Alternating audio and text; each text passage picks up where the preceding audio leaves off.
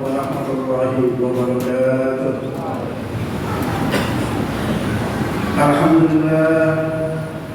الحمد لله الذي هدانا بأمره المختار من دعانا إليه بالبر وكنا لنا لبيك يا من دلنا وحدانا.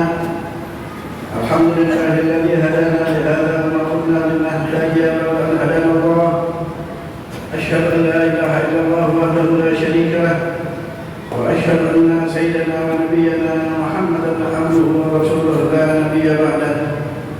اللهم صل وسلم على سيدنا محمد الفاتح لما أغلق والخاتم لما سبق الناصر الحق بالحق والهادي إلى صراطك المستقيم وعلى آله وصحبه حق قدره ومقداره العظيم. أما بعد، فيا عباد الله أوصيكم وإياي بتقوى الله وقد فاز المتقون. وقد قال الله تعالى في القرآن الكريم: بسم الله الرحمن الرحيم: يا أيها الذين آمنوا اتقوا الله حق تقاته ولا تموتن إلا وأنتم مسلمون. وقال النبي صلى الله عليه وسلم: اتق الله حيثما كنت وأتبع السيئة الحسنة وخالق الناس بخلق حسن. صدق الله وصدق رسوله النبي الحبيب الكريم، ونحن على ذلك من الشاهدين الشاكرين، والحمد لله رب العالمين.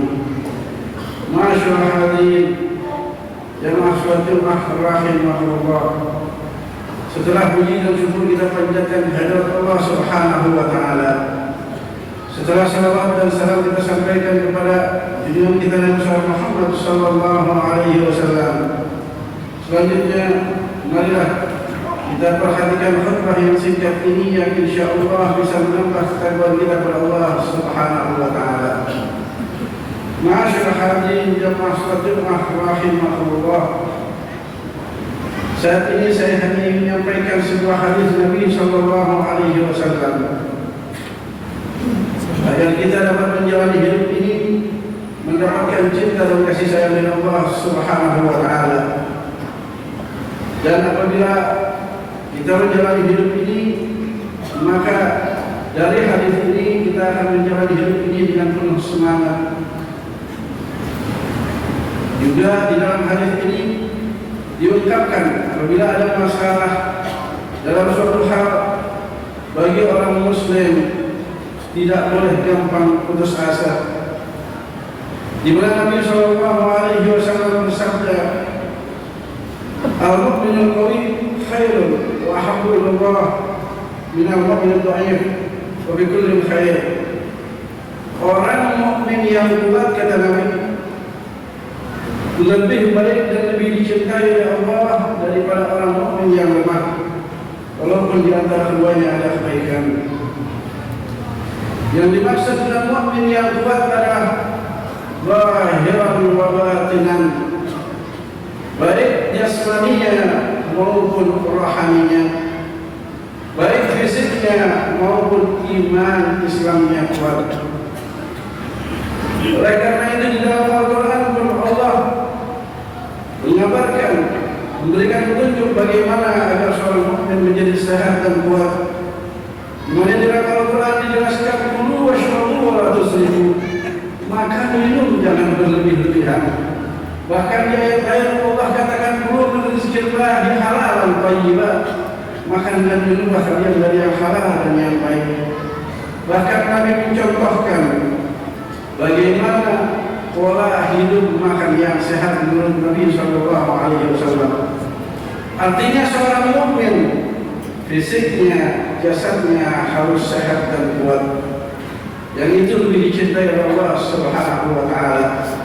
Tapi bukan hanya itu hadirin, tentu yang paling utama adalah iman Islamnya yang kuat. Kalau fisik kuat, kita berikan nutrisi makanan-makanan sehat, maka iman Islam pun harus kita kuatkan dengan nutrisi iman, yakni yang pertama adalah ilmu-ilmu yang bermanfaat. Oleh karena itu disiapkan kita hendaklah menyempatkan waktu kita untuk hadir di majelis taklim, hadir di majelis ilmu. Bahkan mungkin sekarang dengan adanya fasilitas HP, kita bisa gunakan untuk mendengarkan kajian-kajian dakwah. Ada Ustaz Abdul Samad, ada Buya Yahya, ada Habib Rizik, dan masih banyak lainnya. Kita dengarkan itu semua sebagai nutrisi keimanan kita, agar kita punya iman Islam kita kuat, yang insya Allah mendapatkan cinta dari Allah Subhanahu wa Ta'ala. Bukan hanya ilmu, yang kedua agar iman Islam kuat adalah dengan kita memperbanyak zikrullah, fadhkurullaha dzikran katsira, dan ingatlah kepada Allah dengan ingat yang banyak. Jadi untuk menjadi mukmin yang kuat, hendaklah kita isi kehidupan kita sesuai dengan tuntunan Nabi sallallahu alaihi wasallam. Ma'asyiral hadirin jamaah rahimahullah. Sebab dengan keduanya kuat, fisik kita kuat, iman Islam kita kuat, bukan hanya yang wajib dapat kita kerjakan, bahkan yang sunnah-sunnah dapat kita lakukan. Bukan hanya sholat wajib, dengan iman Islam yang kuat, fisik yang sehat, insya Allah kita dapat menambah dengan sholat-sholat sunnah. Begitu pula puasa, bukan hanya puasa wajib, insya Allah dapat menambah dengan puasa sunnah. Begitu pula ibadah haji dan umrah, dengan fisik yang sehat, iman yang kuat, insya Allah dapat sempurna melaksanakan ibadah haji dan umrah. Masyaallah hadirin jemaah rahimahullah. Kemudian Nabi melanjutkan hadisnya, ihris ala ma yarfa'uk wasta'in billah wa la ta'jiz, kata Nabi. Bersungguh-sungguhlah terhadap hal yang bermanfaat bagimu. Wasta'in billah, dan iringi dengan memohon pertolongan kepada Allah Subhanahu wa Ta'ala. Jadi Nabi memesankan kepada kita untuk mengerjakan sesuatu yang bermanfaat, kerjakan dengan sungguh-sungguh, baik dalam urusan dunia maupun dalam urusan akhirat. Saat kita bekerja, kerjalah dengan sungguh-sungguh. Saat kita berbisnis, berdagang, kerjakan dengan sungguh-sungguh. Tapi ingat, barengi dengan wasta'in billah, selalu memohon pertolongan kepada Allah Subhanahu wa Ta'ala. Bahkan Nabi tegaskan, wala ta'jiz, jangan malas. Subhanallah, Nabi menegaskan bagi umat Islam dilarang malas. Oleh karena itu, marilah kerjakan sesuatu yang bermanfaat ini dengan sungguh-sungguh, baik dalam hal urusan dunia, apalagi dalam hal urusan akhirat. Sebentar lagi kita menghadapi bulan suci Ramadan, maka kerjakan ibadah dengan sungguh-sungguh, yang selalu kita barengi dengan selalu mohon pertolongan kepada Allah Subhanahu wa Ta'ala. Insya Allah dengan begitu, dengan kesungguhan yang kita lakukan dan dibarengi dengan selalu mohon pertolongan kepada Allah Subhanahu wa Ta'ala, tatkala kita sukses baik dalam urusan dunia maupun urusan akhirat, tidak menjadikan kita sombong, maka kita akan menjadi rendah hati bahwa kita yakin semua adalah pertolongan dari Allah Subhanahu wa Ta'ala. Masyaallah hadirin jamaah salat Jumat rahimahullah. Namun dalam kehidupan ini kadang tidak mulus-mulus saja. Kadang ada halangan, ada musibah, ada ujian. Kemudian Nabi sallallahu alaihi wasallam melanjutkan, wa in asabaka syai'un fala taqul law anni fa'altu kadza wa kadza. Jika kalian dalam melaksanakan usaha dengan sungguh-sungguh itu sudah memohon pertolongan Allah, namun kalian tertimpa musibah, tertimpa masalah, tertimpa halangan, kata Nabi, fala taqul law anni fa'altu kadza wa kadza. Jangan kau katakan, ya Allah, andaikan saya tidak begini, bisa jadi saya tidak begitu.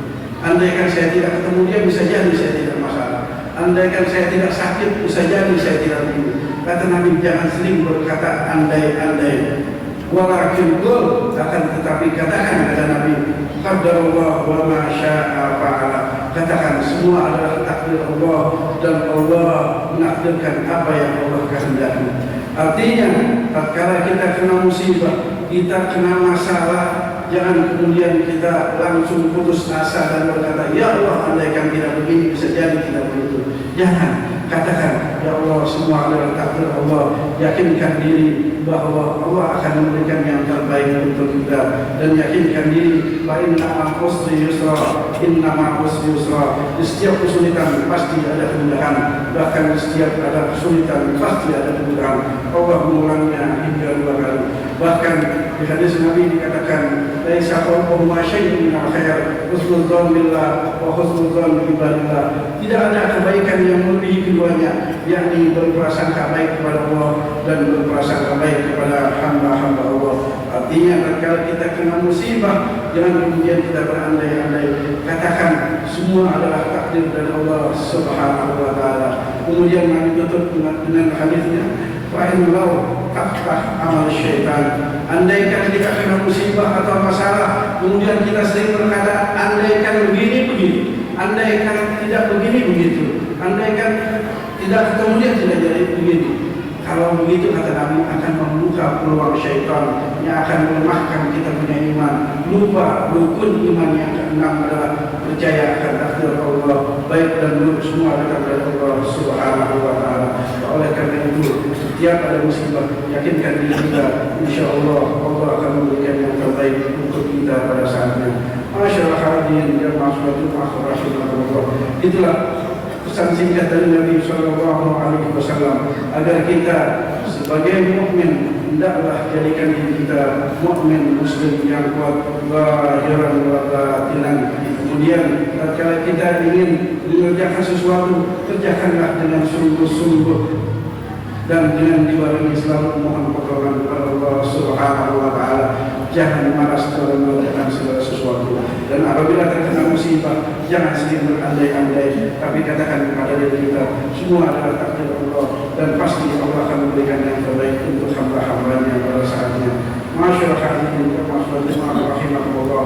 Akhirnya kita berharap semoga Allah Subhanahu wa taala memanjangkan umur kita, menyehatkan badan kita, memberikan taufik dan hidayah kepada kita, dan juga memberkahi kita di bulan Sya'ban, dan Allah sampaikan kita pada bulan suci Ramadan, dan apabila wafat dalam husnul khatimah. Amin amin ya rabbal alamin. Inna ahsanal kalam wa bi ridwan khalaqullahi wa bi'alam. Allah Subhanahu wa taala yad'u bi tawfiqihi wa a'udzu billahi minasyaitonir rajim. Bismillahirrahmanirrahim.